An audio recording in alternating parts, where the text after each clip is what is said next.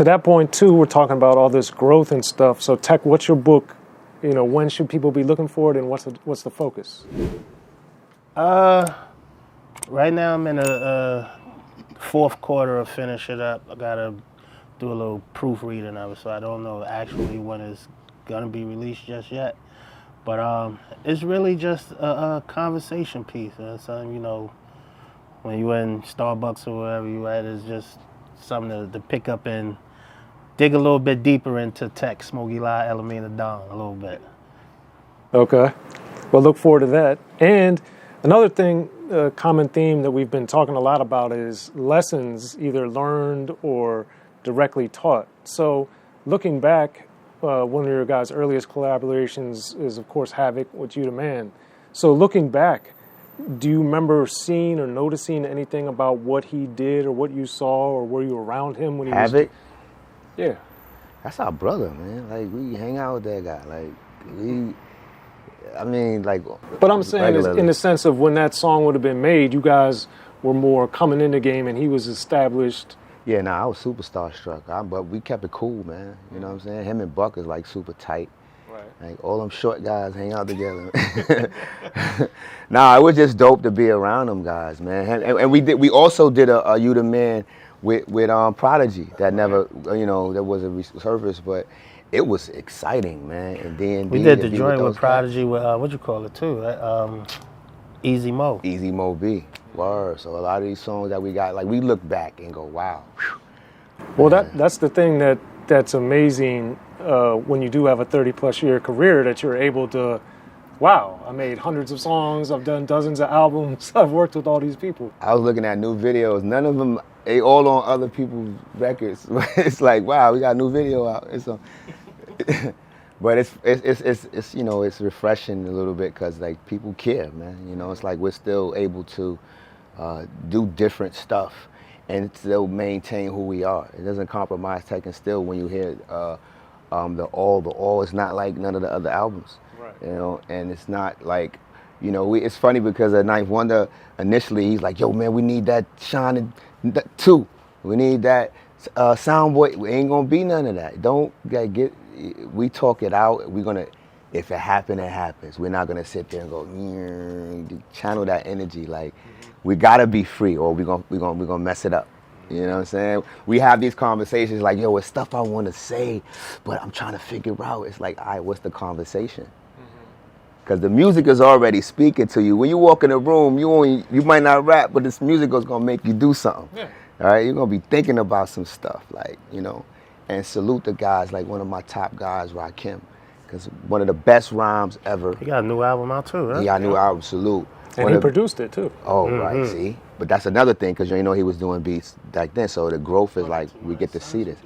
And he be DJing, yo. But I digress. This is the thing though, right? One of the best rhymes ever written is thinking of a master plan, because ain't nothing but sweat inside my hand, you know? So it's like, that anybody can say that.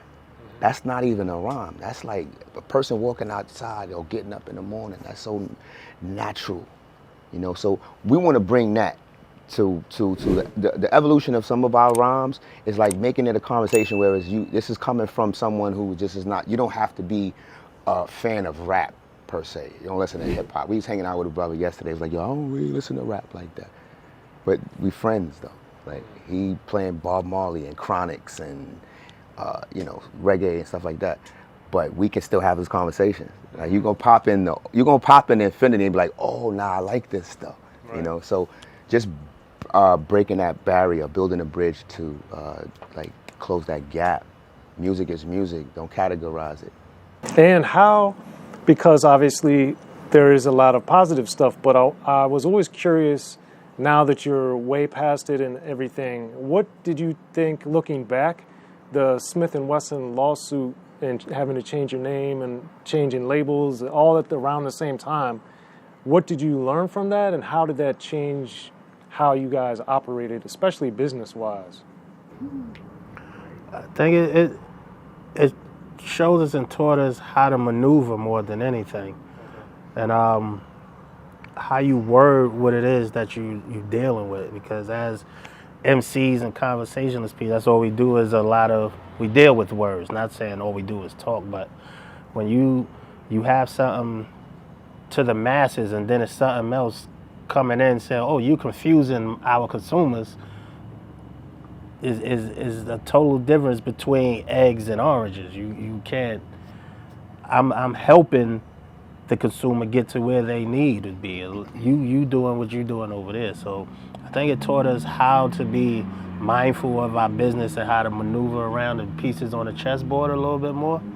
But it was both a gift and a curse because it brought us new fans from Cocoa Brothers too as well. We put out a dope album with that, and it's like meshing the two. Yeah, at the time it was crazy for us because trying to figure it out, how to shift and adjust. But it definitely taught us to be, I won't say cautious, you know, because it's like, okay, all we had was us. Like we didn't have nobody to get on the ground and go, you know what, let's fight this. It's like, all right, while we fighting other fights, I don't think this is a fight that we can deal with right now. So we got to pick our fights. It taught us to be cautious in picking our fights. And to this day, like we have to be mindful of that. So we got decent relationships. I could say good relationships. So we're able to go to a LA, we're able to go to Denver, we're able to go to Toronto or Quebec and overseas as well and chill out in the neighborhood. And that's important to us. And it goes for our business as well.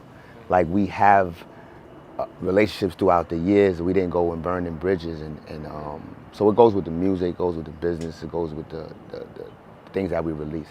It's important to us. So with longevity, everything, that's like I don't feel comfortable no other way, man. It's like if we got beef, which we don't, like we clean it up. Like we get to it. We gotta work, we out here trying to live and have fun and enjoy this shit, man. Like it's dope. Hip hop. We in LA. We just was in Brooklyn yesterday. You know what I'm saying? We in LA. It was nice in Brooklyn. It's nicer in LA. Like there's no comparison. It's just an addition or an addendum. We gotta peep that. Check those boxes, man. All right. Because that's part of why I'm curious is because I've noticed sometimes when people are faced with obstacles, and I would say a lawsuit, even the Super Mario later for Super Brooklyn is another thing that people sometimes get so caught up or they dwell on it. Of course. They dwell on it and they can't move past it. Biggie had to change his joint. Nas had to change his. They look at them. Look at their legacy. Big is not here, but he's here with us. Right. He's here with us for the rest of our lives, and then he's here after that. So he's here for infinity. You know what I mean? He's embedded. And Nas is in the colleges, and Pac is in the Vatican and in colleges. We want to be in the Vatican and the colleges. We want some of our scrolls to be studied. You know, we want to be used because some of these, we got the gangster prayer, we got a hustler's prayer. We could put those in the churches. We could put some of these in the schools. We could teach some of the babies. They don't want to, ABCs, they skipping past that. You know, they're going from ABCs, the SATs, the ABGs, the EBK. They going all through that. And they formulating their own dialogue and own dialect, but it all comes from the source. Right. So through music, we can exchange notes, you know, whether we really know how to bop to it yet. we can find still, a way. We'll find a way. Yeah, wow. I ain't gonna shoot on none of these. I ain't gonna crap on none of those things. I'm gonna learn about it. That's what we learn, how to pick our fights. I don't have to tell the young blood, yo man, don't do that. I'm gonna ask him why you do that, or how do you feel that benefits you, and is that something that you truly want to do? You know, brother said he said I want to get a deal. I said okay, that's easy, but what do you want? You know, nobody asked us that when we signed our deal. Nobody was there. The lawyer that we had was the same lawyer the label had.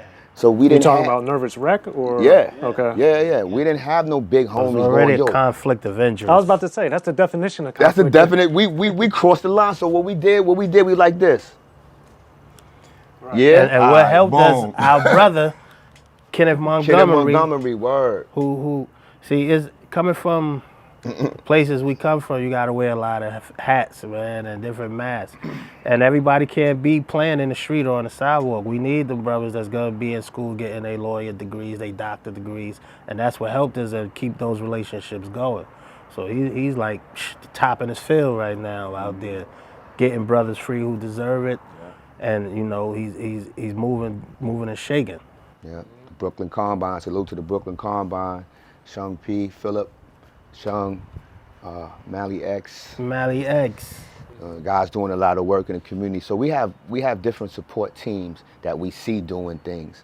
And it's interesting that you mentioned the Havoc because that's one of them too. You know what I mean? Raekwon, that's another brother. These brothers be sitting down eating food together. They don't just be like, let's get together in the studio and do a song. Like at some point it's like, wow, bro, I've known you guys for like, you know what I mean? Like really, like we rubbing elbows and we meeting people's family. I know you, I watched your child grow up.